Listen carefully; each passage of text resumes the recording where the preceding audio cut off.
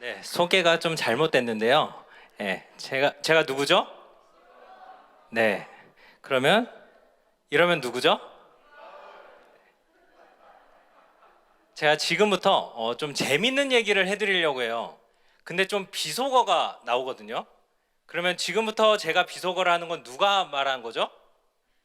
이바울 목사인가요? 솔로몬 목사인가요? 네, 그러면 부담 없이 시작하도록 하겠습니다. 혈액형별로 혹시 아시는 분들도 계실 것 같은데 혈액형별로 성격이 다르잖아요. 그쵸? 안 다른가요? 네, 혈액형별로 성격이 다른데 이 특징을 세 글자로 표현할 수 있다고 합니다. 먼저 A형은 소세지입니다. 뭘까요? 소심하고 세심하고 지랄 맞고. 네. B형은 뭘까요? B형은 오이지라고 합니다. 뭘까요? 오만하고 이상하고 지랄 맞고. 네. 그러면 O형은 단무지라고 하는 거죠. 뭘 것 같아요? 단무지? 단순하고 무식하고 지랄 맞고. 네. 그리고 이제 마지막으로 AB형은 뭘까요? AB형. 뭐 두 가지로 표현을 하더라고요. 쓰리지라고 하기도 하고 지지지라고 하기도 해요. 뭐예요? 네, 지랄 맞고 지랄 맞고 지랄 맞다. 네. 참고로 제 견해는 아닙니다. 혹시 AB형이신 분들 상처받지 마시고 제 견해는 아니고 흔히 인터넷에서 떠도는 이야기인데요. 제가 이거를 왜 말했을까요? 오늘 강의가 다 끝날 때 그 이유를 설명해 드리도록 하겠습니다.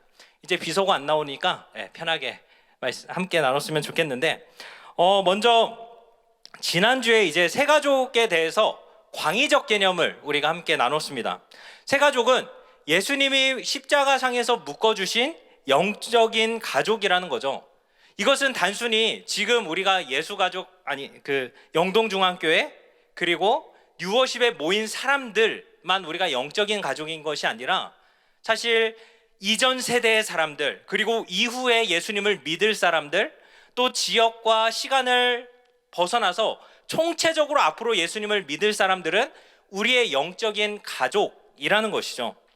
예를 들면 그런 거예요. 우리가 뭐 주기철 목사님이라든지 손양원 목사님의 그 신앙의 삶들을 보면서 믿음이 고양되죠. 또 우리랑은 전혀 상관없고 일면식도 없는 외국의 뭐 보네포 목사님이라든지 아니면 종교개혁자들의 삶을 통해서 우리는 그런 삶을 따르고 싶다. 혹은 정말 그걸로 인해서 감동하게 되는 것은 바로 우리가 한 피바다 한 몸 일은 예수님의 가족이기 때문에 새 가족이기 때문에 그렇습니다. 또 얼굴도 생판 모르는 우리가 선교사님들의 사역을 후원하잖아요. 그리고 그 땅에서 아주 우리랑 전혀 상관없는 영혼들을 섬기게 되는 것, 그러한 것도 바로 우리가 주님 안에서 한 가족을 이루고 또 주님께 한 사명을 받았기 때문에 나와 직접적인 관계는 없지만 우리가 예수님을 믿는다는 이유, 예수님 안에서 새 가족이 되었다는 이유만으로 우리는 그러한 일들에 동참할 수 있다라는 것이죠. 이렇게 예수님이 십자가상에서 맺어주신 이 영적인 새 가족은 시간과 장소를 초월한다라는 것입니다. 그런데 지역교회는 좀 달라요. 지역교회는 하나님께서 이제 보다 풍성히 가족됨을 누릴 수 있도록 한 지역의 교회를 선택하시고 그곳에 우리들을 만나게 해 주셨습니다. 앞서 말씀드린 그 믿음의 선진들을 이제는 위인전에 있는 글들로만 읽는 것이 아니라 우리 옆에 계신 훌륭한 장로님, 훌륭한 권사님, 훌륭한 목사님의 삶들을 통해서 우리가 직접적으로 가까이에서 느낄 수 있는 것이죠.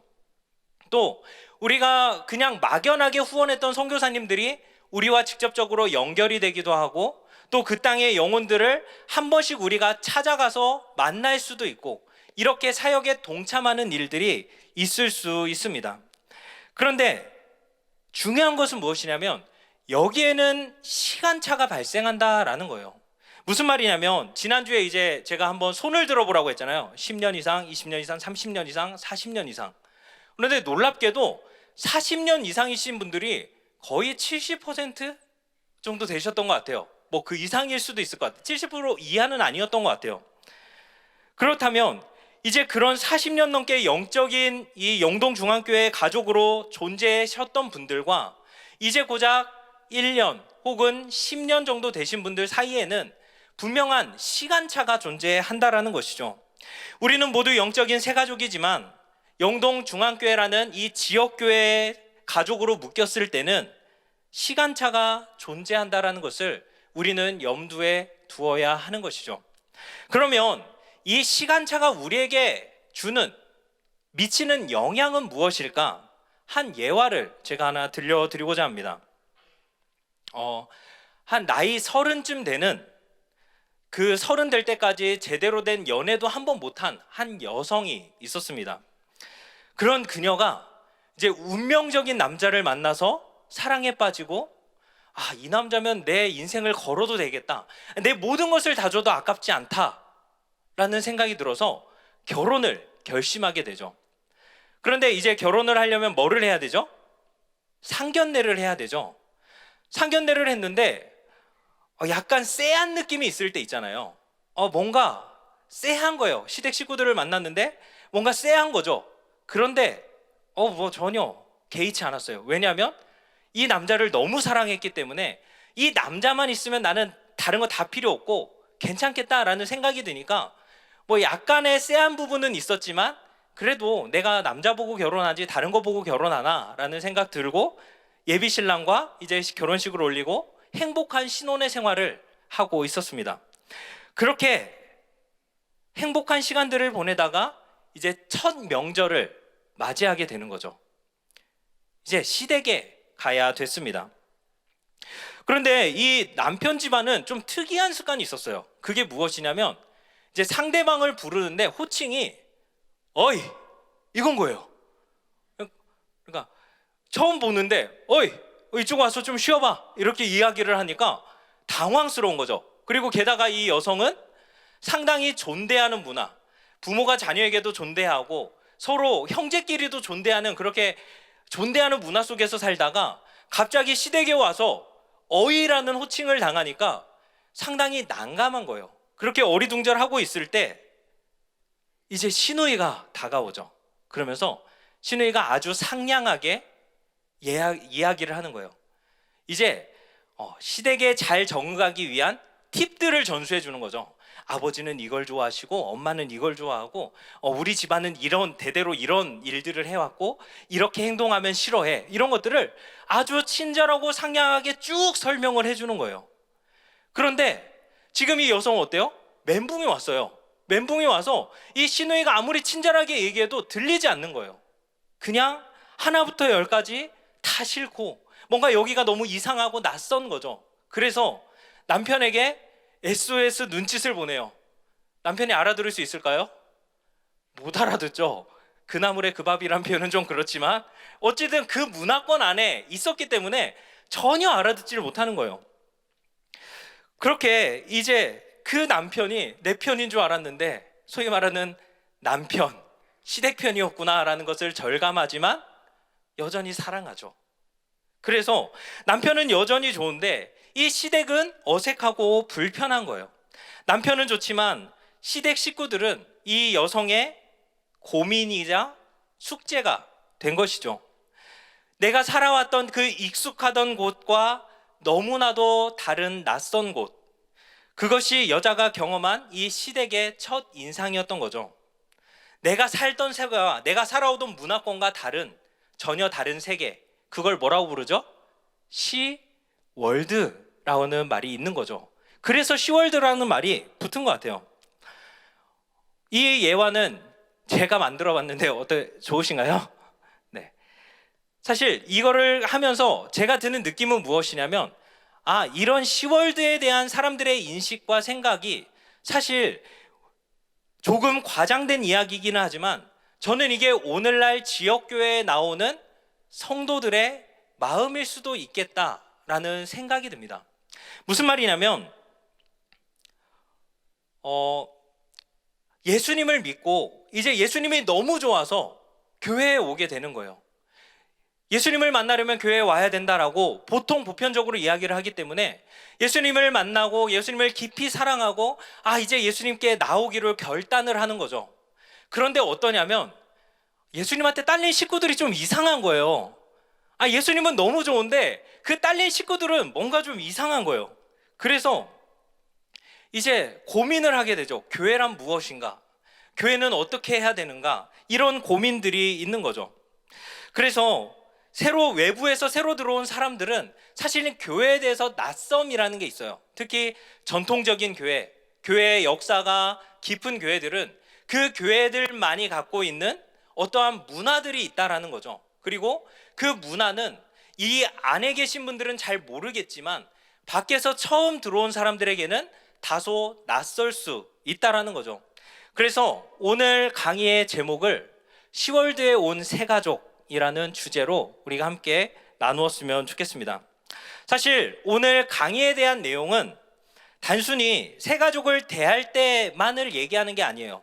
우리가 어떻게 하면 건강한 가족 관계를 맺어가야 할 때, 서로 대할 때 어떻게 대해야 되는지에 대해서 우리가 함께 생각해 보았으면 좋겠어요. 특히 우리 다음 주 무슨 명절이죠? 네, 설 명절이죠.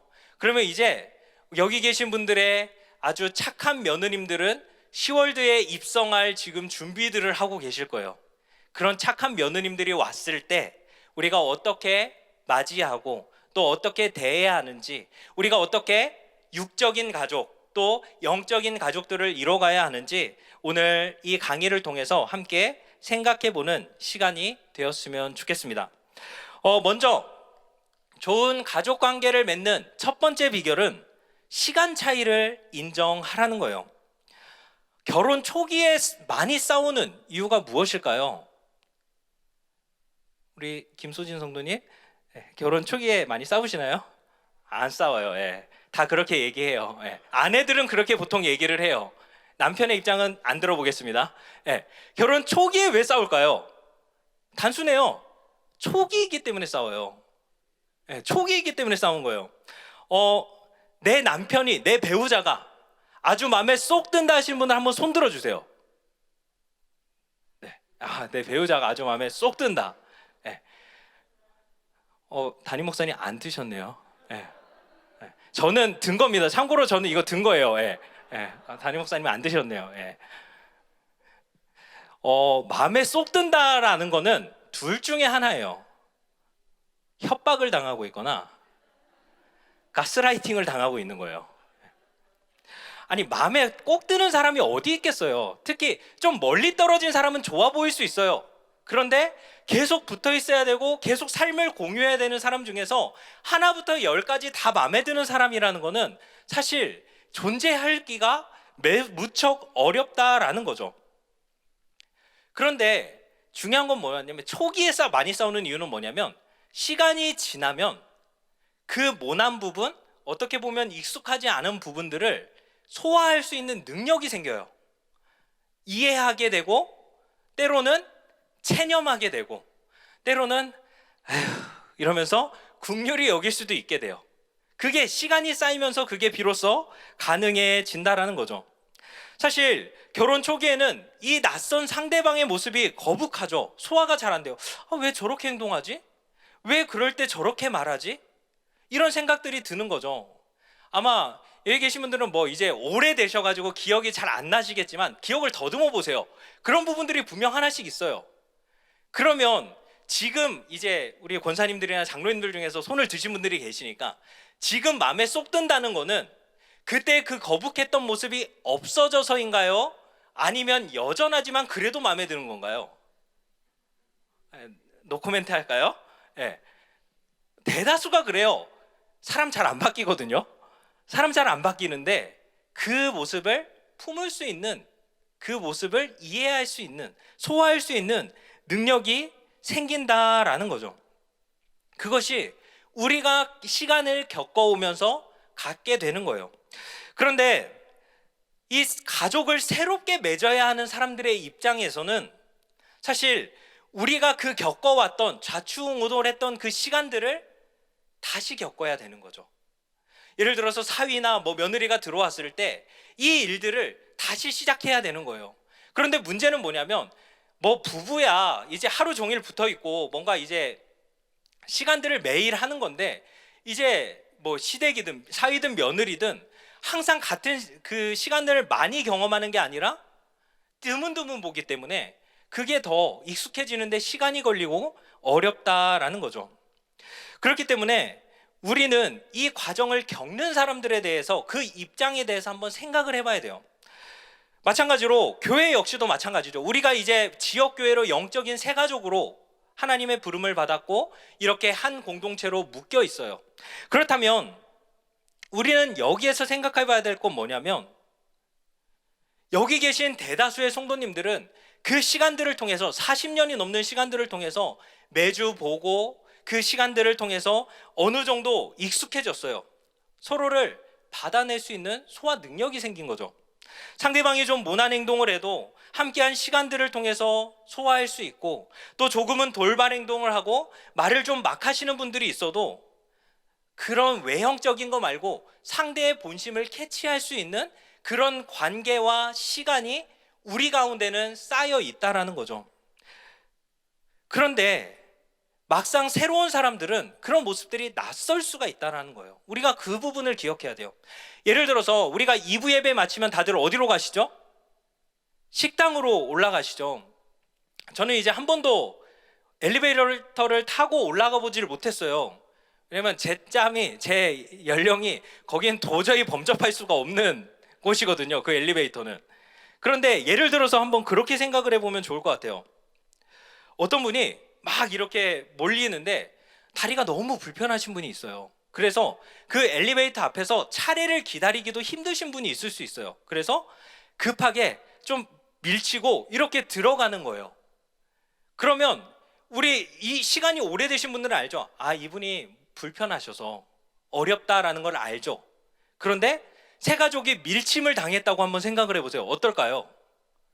아니, 예배는 은혜롭게 드렸고 그 밀치신 분이 막 예배 때 은혜 받는 것도 봤는데 아, 저렇게 신실하게 하나님을 만나온 분이 계시는구나 라고 오히려 그 성도의 모습을 보면서 감동을 했는데 자기를 밀치고 가는 모습을 보면서 이제 마음에 상처가 될 수도 있는 거죠.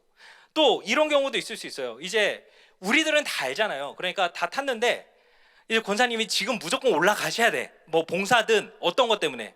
그런데 안에 좀 젊어 보이는 그 젊은 장로님이 계셨어요. 그래서 장로님 나와보라고, 나 봉사하러 가야 된다고. 빨리 나와. 근데 뭐 설명 안 하잖아요. 사실 뭐 봉사하러 가야 돼 말 길게 안 하잖아. 이러면은 장로님쯤 이제 되면 알죠. 이렇게 알아서 나와요. 근데 권사님이 권사님 몇 분이 우르르 타셨는데 삐 거리는 거예요. 정원 초과가 됐어요. 그러면 어떻게 돼야 돼요? 그 장로님과 비슷한 연배의 사람이 알아서 내려야 되겠죠. 근데 보니까 비슷한 연배가 세 가족밖에 없는 거예요. 세 가족은 잘 모르는 사람한테 우리 권사님들이 내리라고는 안 할 거 아니에요. 근데 분위기상 내려야 되나? 약간 이 교회 이 무서운 교회네? 조직의 쓴맛을 볼 수 있는 교회인가? 싶어가지고 알아서 내릴 수가 있다라는 거죠. 그러면서 교회에 대한 안 좋은 이미지를 갖게 되고 또 때로는 그런 걸로 인해서 교회를 한번 나와보고 여기는 좀 아닌 것 같아 하면서 나올 수도 있는 거죠. 제가 과장되게 말씀을 드렸지만 제가 드리고자 하는 말씀은 그건 거예요. 그렇게 우리에게는 익숙하고 어떻게 보면 우리들 사이에서 관계에서는 충분히 용납되는 언행과 어느 정도의 제스처일지 모르지만 누군가에게는 그것이 복음이 들어가는데 교회에 정착하는데 어려움을 줄 수 있다는 걸 우리는 기억해야 돼요. 교회에 왔을 때 한 영혼이 교회 오는 게 얼마나 어려운지 아시죠? 특히 가족 가운데 불신 영혼이 있을 때 우리가 그 불신 가족을 위해서 기도하잖아요. 정말 기도하고 공들이고 특히 자녀 중에 이제 교회 안 다니는 아들이나 뭐 딸이 자녀가 있으면 어떻게든 교회 한번 나오게 하려고 특히 뭐 꼭 다음날 나가야 될 때는 금, 토 이럴 때 엄청 긴장해요. 혹여나 내가 자녀에게 노엽게 할까봐 엄청 긴장하면서 정말 기도하면서 주일 아침부터 막 정말 공들여 깨우고 밥해 먹이고 막 이렇게 공들여서 교회에 진짜 어려운 발걸음을 했어요. 그런데 누군가의 익숙한 언행으로 인해서 교회가 왜 이래? 라는 말로 교회에 안 나오게 된다면, 물론 과장법이긴 하지만, 그렇다면 우리에겐 그만큼 속상한 일이 있을까요? 그래서 우리에게는 익숙하지만 누군가에게는 낯설고 불편할 수 있다라는 것을 우리는 늘 염두에 두어야 한다라는 거죠. 교회는 우리끼리 편하고 좋아야 하는 공동체가 아니에요. 교회는 확장하는 공동체가 되어야 돼요. 흩어지는 교회가 되어야 돼요. 그렇기 때문에 계속해서 우리가 가족을 받아들이기 위해서는 우리의 전통, 문화, 우리가 가문을 이루는데 그런 부분 물론 중요하죠. 하지만 그것들이 좀 더 친절하게 설명되어져야 되고 새로운 사람들이 납득되어질 수 있도록 표현되어져야 된다라는 거죠. 그러기 위해서 가장 중요한 것이 무엇이냐면 우리의 의사소통 방식이에요. 그래서 좋은 가족관계를 맺는 비결 두 번째는 무엇이냐면 건강한 의사소통을 해야 한다라는 거죠. 저는 의사소통에 대한 정의 가운데 우리 행복대학에서도 한번 나눴던 적이 있는데 이 표현을 되게 좋아해요. 우리 함께 읽어볼까요? 시작. 나에게 익숙하던 세계를 떠나서 자신의 삶 속에 낯섦을 받아들이는 것. 사람들은 누구에게나 익숙한 부분이 있어요. 살아가다 보면 호불호라는 게 있고, 그래서 익숙한 거는 편하지만 낯선 거는 사실 좀 거부하는 경향들이 있어요. 그런데 이것을 받아들이는 게 바로 의사소통이라는 거죠. 요즘엔 별걸 다 가지고 다 편을 가르죠. 부먹 찍먹 아시나요? 네, 부먹 찍먹 뭐죠? 탕수육. 네, 탕수육을 먹을 때 소스를 부어 먹는 부먹파가 있고 아니면 찍어 먹는 찍먹파가 있어요. 근데 저는 사실 이게 납득이 안 가는 게 뭐냐면 튀기면 다 맛있잖아요. 심지어 야채도 튀기면 맛있어요. 별로 어르신들이랑 동의를 안 하시는군요. 예. 저는 그렇더라고요. 제가 너무 성급한 일반화를 했네요. 저는 튀긴 건 다 좋아해요. 그런데 야채도 아니고 고기를 튀겼어? 이거는 싫어할 이유가 없는 거죠. 뭐 부어 먹든 찍어 먹든 볶아 먹든 이거는 싫어할 게 없는데 참 사람들은 다양한 것 같아요. 그리고 혹시 민초파, 반민초파라고 들어보셨어요? 이건 좀 더 어렵죠? 민트 초코라고 베스킨라빈스 땡땡에서 나온 그 아이스크림이 있는데 치약 맛이에요. 그래서 막 약간 이빨 닦기 싫을 때 먹어도 될 법한 민초인데 제가 이렇게 폄하하면서 얘기하면 이 중에서 이제 몇몇 분들은 부글부글 하시는 분이 있을 거예요. 그렇게 뭐 나는 민트 초코를 좋아한다, 민트 초코를 싫어한다 이렇게 갈리는 거죠. 이게 무슨 말씀을 드리고 싶냐면 우리는 자연스럽게 살아가다 보면 호불호가 생기고 이제 베스킨라빈스 같은 경우는 이제 맛을 선택해야 되잖아요. 근데 민트 초코를 먹는 사람과 같이 가면 꼭 하나를 내줘야 돼요. 그 귀한 자리를, 세 개 중에 한 자리를 내줘야 되는 거죠. 약간 이런 불편함들이 있다라는 거예요. 그렇기 때문에 삶에는 익숙함과 불편함이 공존하죠. 우리 다음 화면을 보면서 한번 이 중에서 좋아하는 것들끼리 한번 묶어보시겠어요? 좋아하는 것들끼리 한번 묶어보시죠.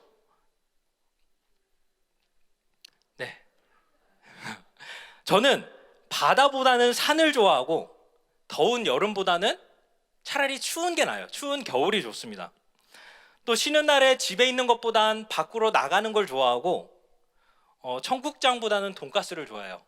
그리고 홍어는 제가 전라도 출신이긴 한데 못 먹고요. 민트 초코는 아주 싫어해요. 이거 먹으려면 치약을 먹지 약간 이런 느낌. 그리고 백화점보다는 약간 시장의 그 정겨움을 좋아하고 우리 노진국 목사님을 좋아합니다. 한 번씩 감사합니다. 살다 보면 이렇게 자기가 좋아하는 것들끼리 이렇게 묶이게 돼요. 이게 경계선이라고 보죠. 이게 경계선이면 이 경계선 안에 있는 사람들을 만나면 편해요. 익숙하죠? 불편할 게 없어요.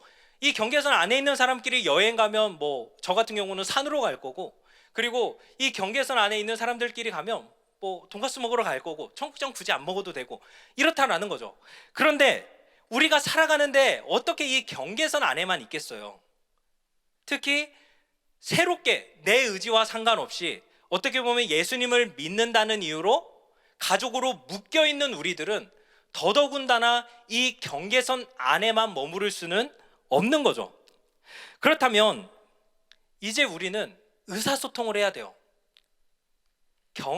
소통이라는 것은 무엇이냐면 이 경계선을 넘어가는 거예요.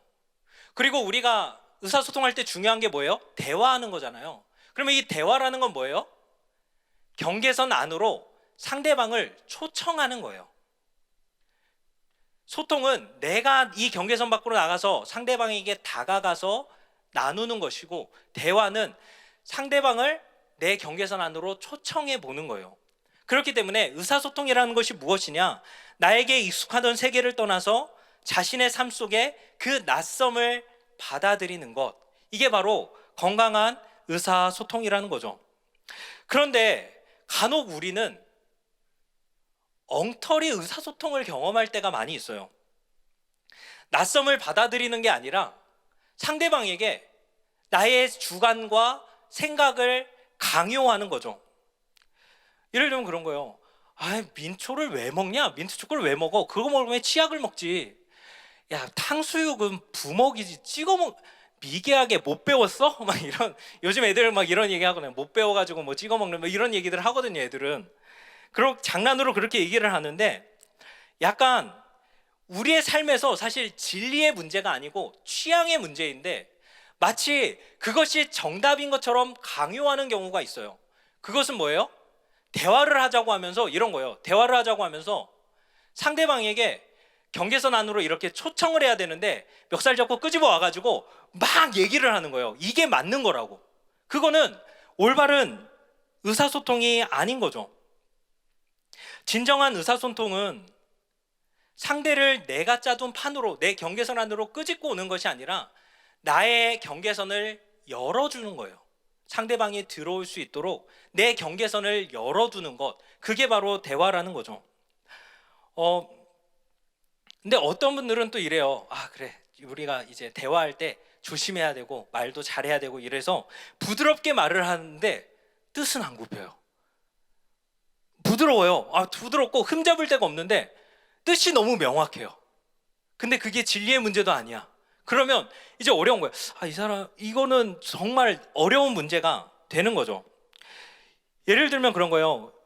어떤 분이 권사 임직을 받으셨어요. 근데 이제 저희 교회 얘기 아니고 다른 교회 얘기인데, 항상 이걸 꼭 얘기 명확히 해야 돼요. 근데 진짜 저희 교회 얘기 아니에요. 권사 임직을 받으셨는데, 명확하게 저희 장모님 얘기예요. 예. 왜 괜히 오해하실까봐. 예. 권사 임직을 받으셨는데 이제 신임 권사가 되는 거잖아요. 그러니까 기존 권사님들이 와서 다 설명을 해주세요. 권사 되면 이거 해야 되고 이거 해야 되고 다 하나부터 열까지 알려주시니까 처음엔 감사하죠. 정말 고맙고 감사하죠. 그런데 어느 순간부터 이게 스트레스인 거예요. 한두 번은 괜찮은데 그걸 한 명만 얘기했겠어요? 선배서부터 선배가 줄줄줄 있는데 이제 줄줄이 와서 얘기하고, 또 이제 좀 젊은 입장에서 생각을 해보면 이제 그렇게 하면 안 될 것 같은데 라는 생각이 있지만, 얘기하시는 분들은 어때요? 그게 정답이죠. 그러니까 계속해서 얘기를 하는 거예요. 시대가 바뀌고 새 포도주는 새 부대에 담겨야 되는데 자꾸 헌 부대를 강요하는 경우들이 있을 수 있다라는 거예요.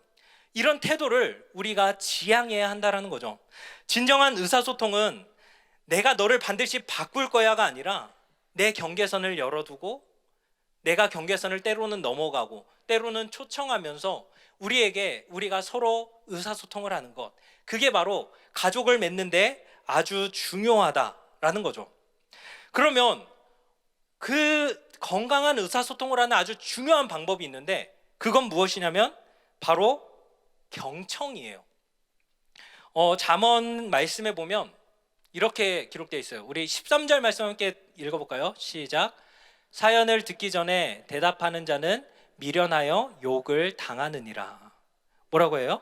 네, 13절만. 사연을 듣기 전에 대답한다. 무슨 말이에요?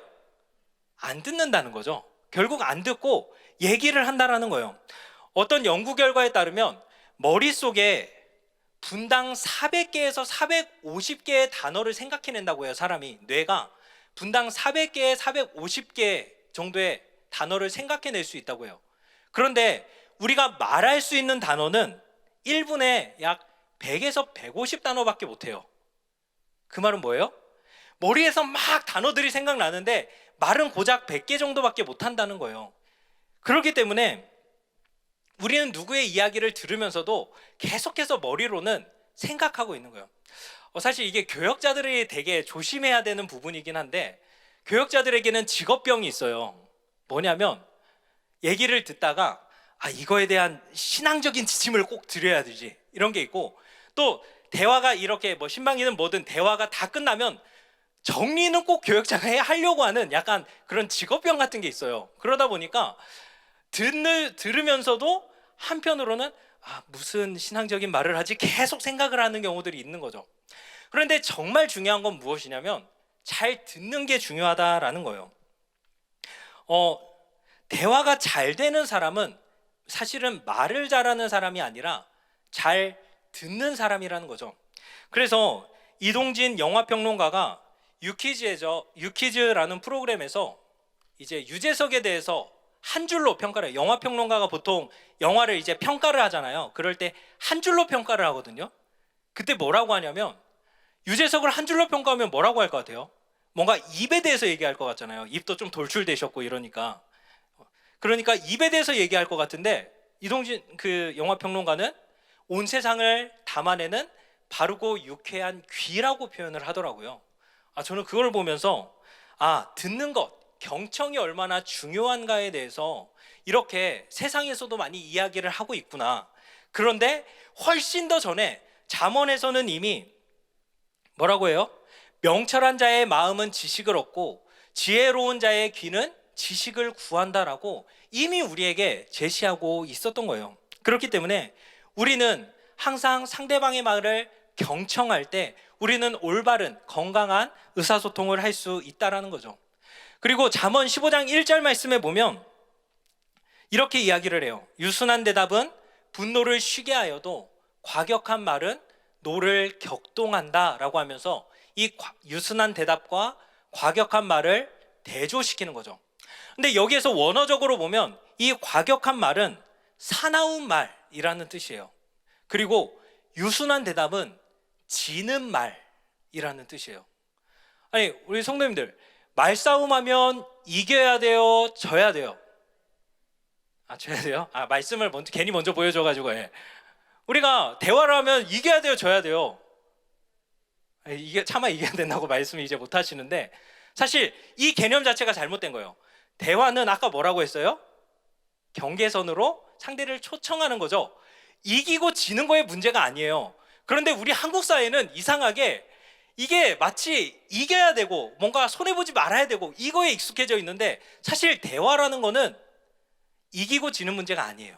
상대방을 내 경계선 안으로 초청하는 일인 거죠. 그렇기 때문에 유순한 대답은 분노를 쉬게 한다는 거예요. 지는 말은. 그리고 과격한 말, 사나운 말. 여기에서 우리가 오해하면 안 되는 게 뭐냐면, 이 과격한 말이라고 했을 때 그냥 단순히 언성을 높이거나 말을 막 하는 것뿐만 아니라 뭔가 단정 짓는 말, 뭔가를 전혀 빠꾸 없이 너는 이럴 거야 라고 아무리 좋게 표현하고 겸손하게 표현해도 그것들이 오히려 과격한 말이 될 수 있다는 거죠. 그 대화를 보여주는 장면이 이제 예수님과 그 서기관들의 대화에서 나와요. 요한복음에 보면 이제 그 가늠한 여인을 서기관과 바리새인들이 예수님 앞에 끌고 오는 장면이 나와요. 그래서 왜 끌고 왔냐면 예수님을 올무에 걸려서 넘어뜨리고자 했던 거죠. 뭐라고 얘기하냐면 이제 이렇게 질문을 해요. 모세 율법에 가늠한 자는 돌로 치라고 했는데 어떻게 할까요? 라고 질문을 하는 거죠. 여기에 잘못된 말이 있나요? 없어요. 이게 율법이에요. 그 당시 경건한 유대인들이라면 누구나 지켜야 하는 하나님의 법이었어요. 즉 이들의 말 자체에는 문제될 게 없었어요. 그런데 이들의 문제는 뭐예요? 이 말을 어떻게 사용하는지가 문제인 거죠. 이 말 가운데 어떤 의도를 가졌는지가 문제였던 거예요. 그 의도가 어디에서 드러나냐면 3절 말씀에 보면 그렇죠. 음행 중에 잡힌 여자를 끌고 왔어요. 현장에서 잡았대요. 그리고 어디에다 하냐면 가운데 세워둬요. 한번 우리가 상상을 해보죠. 간음의 현장에서 잡혀왔어요. 옷이나 제대로 걸칠 수 있었을까요? 엄청 수치스럽죠. 수치스러운 상태로 끌려왔는데 가운데에 세워둔 거예요. 많은 사람들이 둘러싸고 있는 그 가운데에 세워둔 거예요. 바른 말이라 할지라도 상대방에 대한 배려나 국률은 전혀 없는 거예요. 그리고 오히려 이것을 나쁜 수단으로 사용하는 거죠. 그럴 때 예수님이 이 공격 앞에 뭐라고 하냐면 6절 말씀에 보면 몸을 굽혀서 손가락으로 땅에 쓴다라는 거예요. 대답을 안 하세요. 그러니까 이번에는 이제 그들이 다시 묻는 거예요. 그러니까 예수님이 그제서야 뭐라고 해요? 너희 중에 죄 없는 자가 돌로 쳐라 라고 말씀하세요. 사실 이거는 그 논쟁, 우리 그런 거 있죠. 뭐 토론 프로그램이든 뭐 이런 것들을 봤을 때 완벽한 워딩이었어요. 너희는 죄 안 져? 죄 안 짓는 사람이 한번 돌로 쳐봐. 너희 중엔 죄 치는 사람이 없을걸? 이라고 완벽하게 한 방 먹인 거였거든요. 그러면 예수님은 뭐라고 해? 야, 너희 중에 돌 없는 자가 돌로 쳐라. 죄 없는 자가 돌로 쳐라. 라고 강하게 얘기할 수 있었어요. 근데 예수님은 어떻게 하냐면 그렇게 말씀을 하시고 다시 엎드려서 땅에 무엇인가를 쓰시죠. 그건 뭐냐면 이들이 생각해 볼 수 있게 하는 거예요. 그렇잖아요. 그런 말도 있잖아요. 쥐도 궁지에 몰리면 어떻게 해요? 고양이를 물 줘. 저도 이제 애들이랑 학창 시절 어렸을 때 싸울 때 그랬어요. 이제 제가 이름이 바울이잖아요. 싸우면 항상 제일 나쁜 놈이 저한테 야, 목사들이 왜 그래? 이러는 거예요. 그러면 진짜 기분 나쁜데 어쩔 수가 없는 거예요. 막 꼼짝달싹 못 하는 거예요. 근데 이게 한 번, 두 번이지 이러다간 제가 열받아서 죽겠는 거예요. 그러면 어떻게 해요? 그 다음에 근디었죠? 이러면서 싸우는 거죠. 이렇게 싸움이 시작되는 거예요. 그러니까 뭔가 이렇게 공격적으로 하면 인간의 본성상 나도 치고 싶은 거예요. 근데 예수님은 오히려 이기는 말을 하는 게 아니라 지는 말처럼 하셨어요. 엎드려서 땅에 쓰시자 이제 그들이 자신을 돌아볼 수 있게 되는 거죠. 자신의 삶과 행동에 대해서 묵상해 볼 수 있게 되는 거예요. 그래서 그 결과가 무엇이냐면 바로 다 양심의 가책을 느끼고, 양심의 가책이라고는 전혀 모를 것 같았던 사람들이 그 불쌍한 여인을 가운데 세워두고 돌을 손에 들고 지금 당장이라도 던져서 죽여야 되는 거 아니냐라고 말했던 그 사람들이 양심의 가책을 느껴요. 그리고 떠나가기 시작하는 거죠. 그런데 이 예수님의 대화의 정점은 그들이 다 떠나고 나서 홀로 서 있던 여자와의 대화였어요. 뭐라고 하냐면 너를 고발하는 자들이 어디 있냐? 없지 않냐?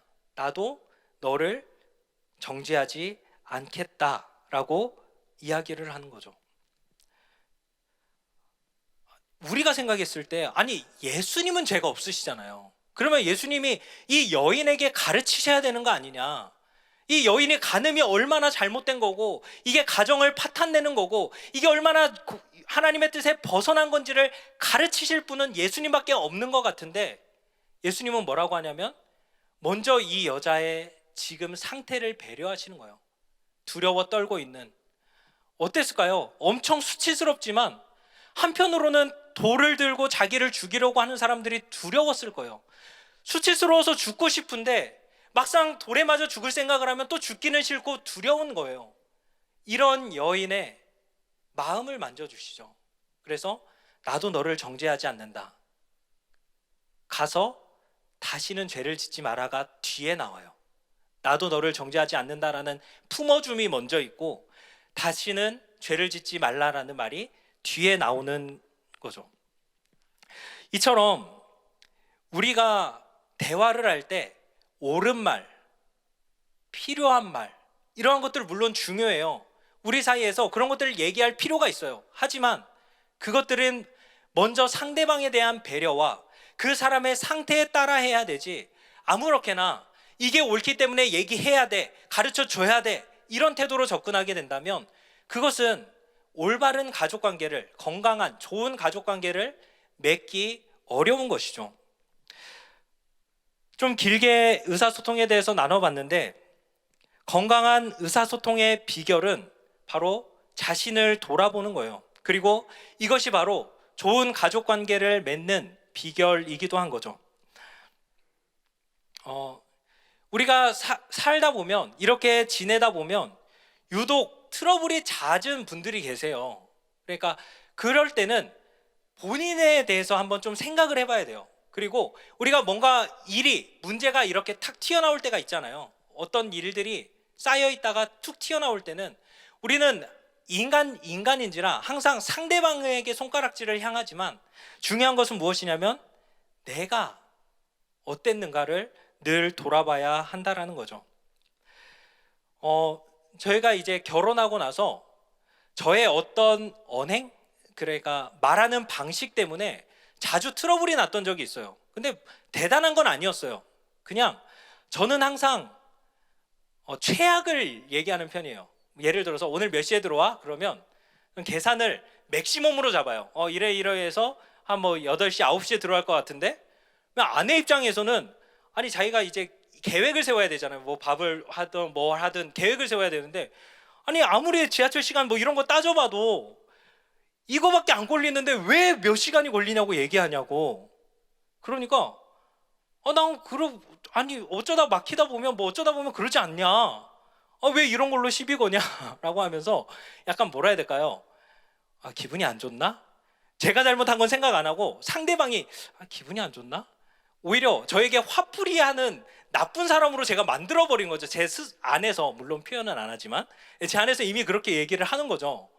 그런데 한 7년쯤, 8년쯤 됐을 때 한번 이제 식탁에서 대화를 하다가 제가 문득 깨달아졌어요. 그게 뭐냐면, 제가 그런 식으로 항상 최악에 대해서, 제일 많은 거에 대해서 그렇게 표현하게 되는 데는 제 유년 시절이 있더라고요. 저는 이제 부모님이 목회를 하셨기 때문에 뭔가를 기대할 수가 없었어요. 예를 들면 뭐 생일 선물이라든지 뭐 용돈이라든지. 그래서 항상 스스로 뭔가를 체념하는 게 익숙했어요. 그런데 체념하다가 이렇게 받으면, 기대치도 않았는데 받으면 기쁘잖아요. 그러니까 저도 아내한테 기대하지 말고 있다가 갑자기 짜잔 빨리 나타나면 저는 기뻐해 줄 줄 알았거든요. 근데 그거는 저더라고요. 저는 그냥 기대하지 않다가 이렇게 딱 하면 기쁨이 되는데, 누군가에게는 그게 불편한 거예요. 근데 그럴 수 있었던 게 뭐냐면, 그거를 깨닫게 되는데 8년, 9년의 시간이 걸렸어요. 근데 그것도 내가 내 자신을 돌아보지 않았다면 어쩌면 몰랐을, 계속해서 아내를 나에게 시비 거는 사람, 이 문제에 대해서는 대화가 안 통하는 사람으로 그냥 치부해버리고 비껴놨을 수도 있다라는 거죠. 그런데 자신을 돌아보고 보니까 문제의 원인이 나에게 있구나라는 것들을 깨달을 수가 있다라는 거죠. 우리가 아까 얘기했던 것들, 이 모든 좋은 가족관계를 맺기 위해서 우리가 해야 되는 것들을 다 할 수 있게 해주는 원천은 무엇이냐면 바로 긍휼함이에요. 무슨 말이냐면, 그 공감은 긍휼로부터 나온다라고 이야기를 해요.